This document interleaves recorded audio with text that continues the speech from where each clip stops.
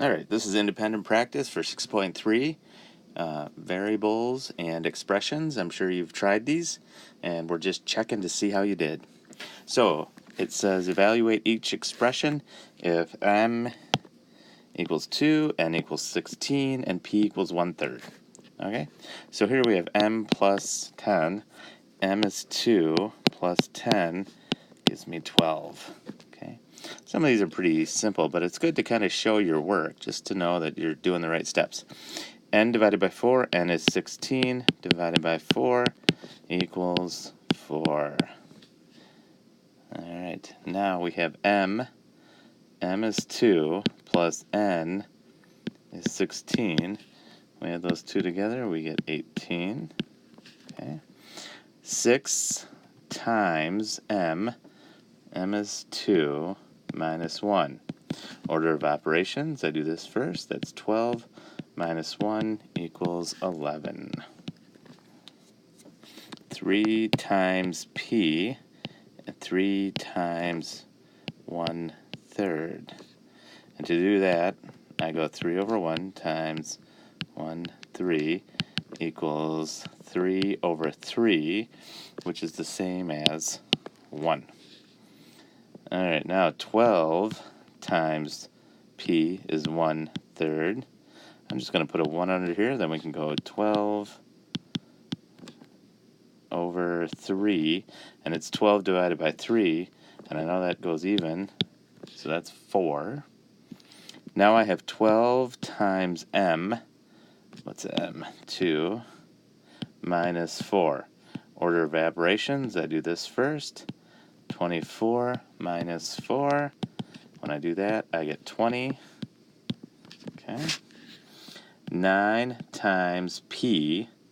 P is 1/3 squared.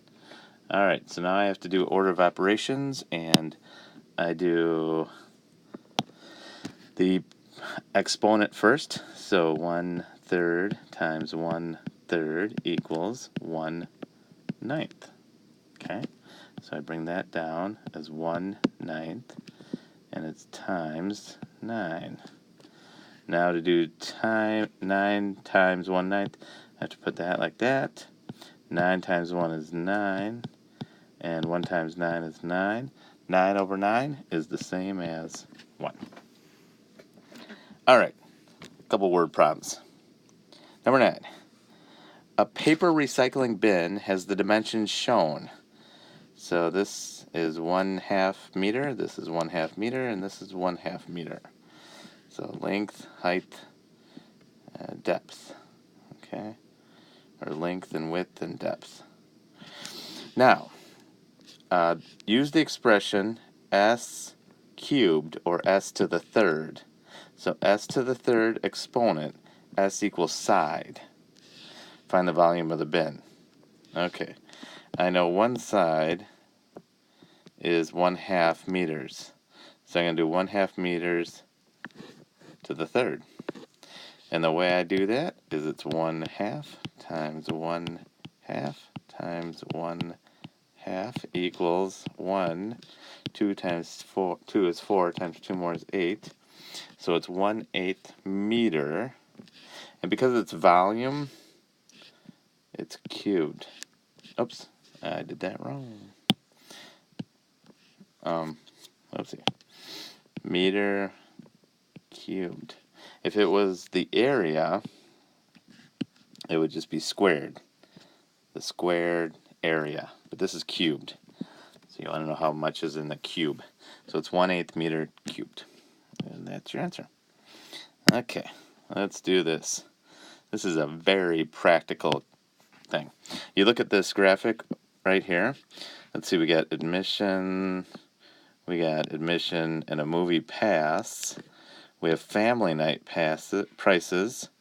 I wonder how much it will cost us. Okay, what is the total cost of one individual admission and one individual movie pass on family night? So one individual admission,